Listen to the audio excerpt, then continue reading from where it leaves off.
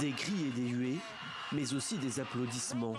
La scène se déroule à l'intérieur de la Chambre des représentants de l'État du Tennessee. Le porte-parole de l'Assemblée est en train de donner les résultats d'un vote concernant 2 élus démocrates, dont Justin Pearson, ici les bras levés.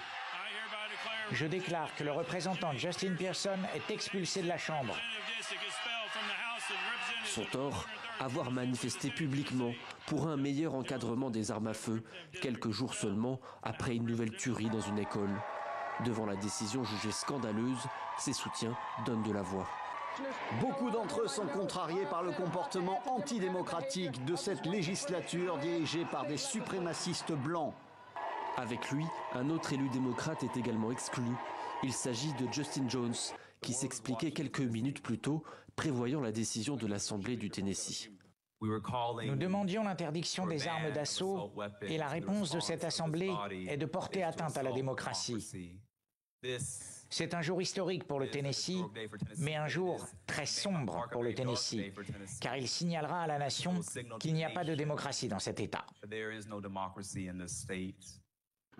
L'épisode a rapidement dépassé les frontières du Tennessee. La Maison-Blanche a réagi.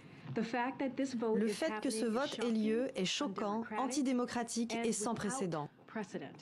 Dans tout le Tennessee et à travers l'Amérique, nos enfants paient le prix des actions des législateurs républicains qui continuent de refuser de prendre des mesures pour renforcer les lois sur les armes à feu. Depuis le début de l'année, les États-Unis ont été le théâtre de 130 fusillades de masse. Le débat autour du port d'armes divise profondément le pays.